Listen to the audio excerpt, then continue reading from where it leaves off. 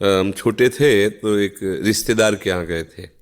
गर्मियों की छुट्टी में बच्चे जाते हैं ना अपने संबंधियों के यहाँ, 1 महीना की छुट्टी होती है तो वही घूमने का अवसर मिलता है, तो परिवार के सदस्य जन छूट दे देते हैं, बहन के यहाँ, मौसी के यहाँ, मामा के ऐसे। तो बहन के यहाँ गए थे, तो बहन की जो पति की बहन होती है उसे नंद कहते हैं, वो उनके यहाँ ले गई थी। तो उनके यहाँ हम गए हुए थे तो एक कमरे में देखा एक नौजवान व्यक्ति पड़ा हुआ था, वो शायद उनकी ननंद के पति थे।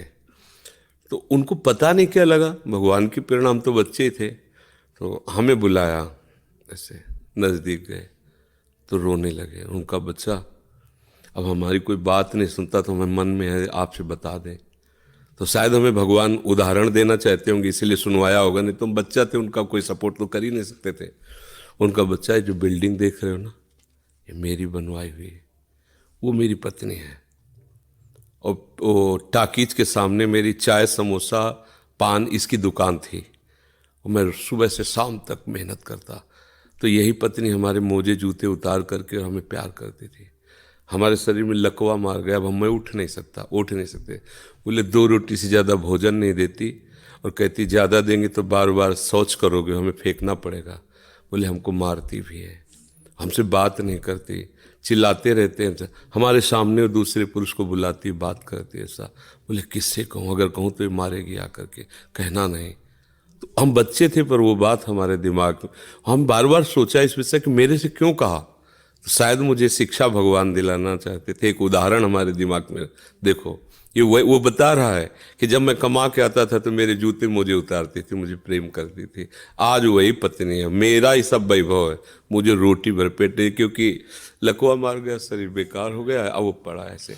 अब उस व्यक्ति का कौन मित्र होगा, कोई प्यार से बात, तभी तो हम बच्चे थे, हमें बुलाया, कोई प्यार से बात नहीं कर सकता। वही व्यक्ति है जिसने अपने जीवन को सजाने की चेष्टा की, लेकिन एक मित्र है जिसको नहीं जानता था।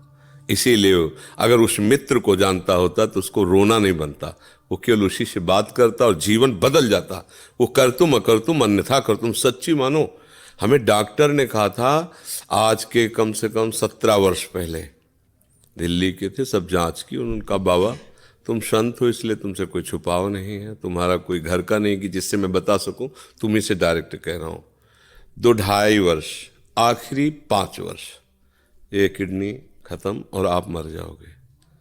तो इसलिए बता रहे हैं कि आप भजन कर लो बस 2-2.5 वर्ष। और तो हमने भी ठान लिया था कि हाँ ठीक है ऐसा है। आज 17 वर्ष तो हो ही गए, लगभग 17 वर्ष, बड़ा लंबा सफ़र है। अभी आपके सामने बैठे, फेल भी है और पास भी है, नहीं पास है। देखो जो दिनचर्या हमें चाहिए वो हमारे शरीर कर रहा है, तो हम पास है। और फेल इसलिए कि संसार की दृष्टि से वो किडनी फेल है।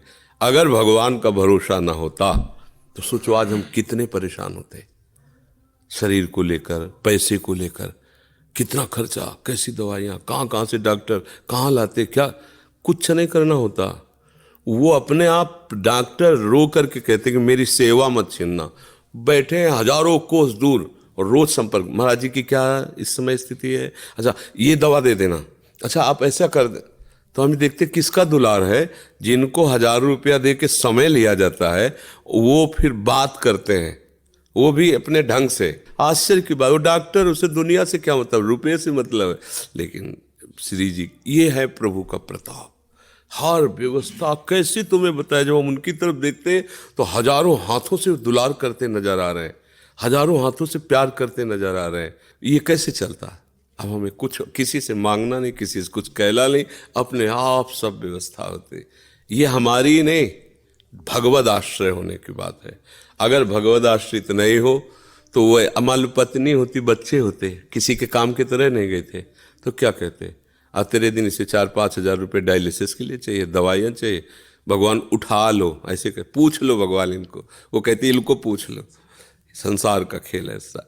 तो ये हम कोई तुम्हें कहानी नहीं बता रहे, सच्ची बात कह रहे। अभी अंधकार है और भगवान का आश्रय ले लो, आनंदित रहोगे। आज आपको नहीं समझ में आएगा, किसान खेती बोता है तो तुरंत फसल नहीं काटने को मिलती, थोड़ा समय लगता है। ऐसे आप अपने जीवन को एक भगवान में समर्पित कर दो, नाम जप करो, रहो उसी संसार में, वैसे ही रहो। मैं नहीं कहते बाबा जी बनो, गंदे आचरण मत करो, गंदा नशा मत करो, गंदा व्यवहार मत करो, भगवान इसी से प्रसन्न हो जाएंगे।